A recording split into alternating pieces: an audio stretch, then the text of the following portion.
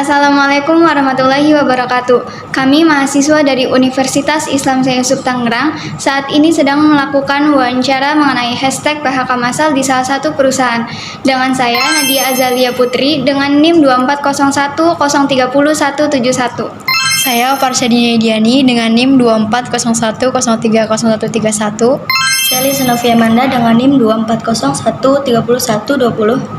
Saya Bima Putra Pangestu dengan NIM 24010300046. Oleh karena itu, kami dari kelompok 7 akan melakukan wawancara kepada salah satu HRD di sebuah perusahaan. Waalaikumsalam warahmatullahi wabarakatuh. Perkenalkan, nama saya Atika, HRD dari PT Tuntek Garment Indonesia.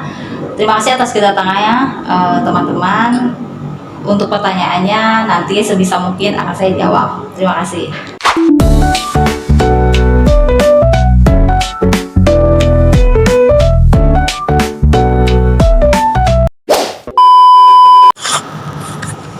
Oke, saya ingin bertanya Ibu ya.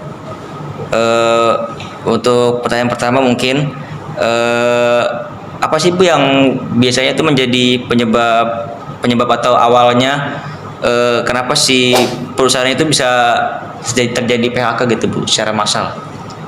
Awal penyebab PHK Secara garis besarnya aja. Secara garis besarnya PHK massal di perusahaan ya, di Iya. satu perusahaan.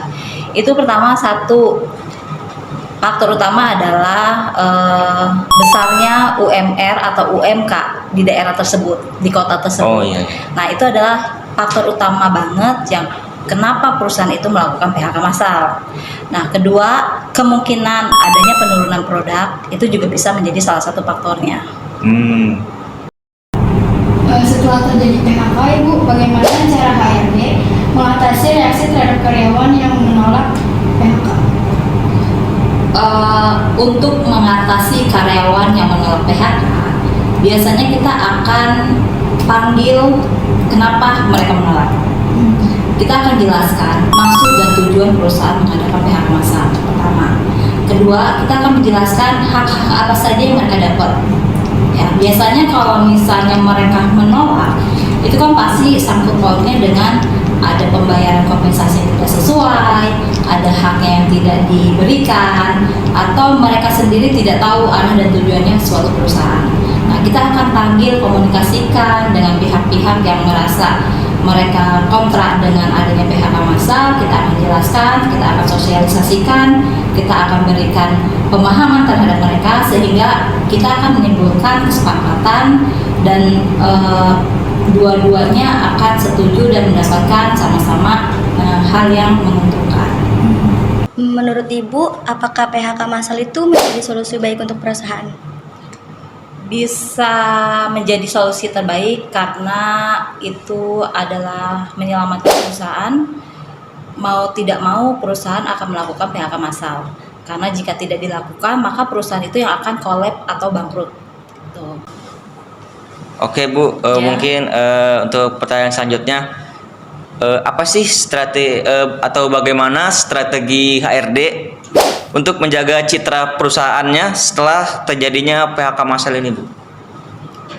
Menjaga citra perusahaan. Iya.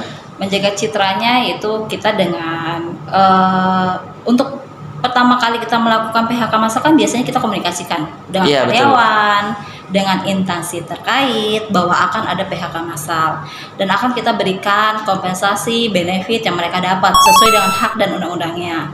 Nah, makanya adanya PHK massal dan perusahaan itu tetap menjaga citranya atau nama baiknya tetap terjaga ya karena peraturannya terpenuhi dipenuhi aturan-aturannya dijalanin, hak-hak karyawan kita penuhi juga.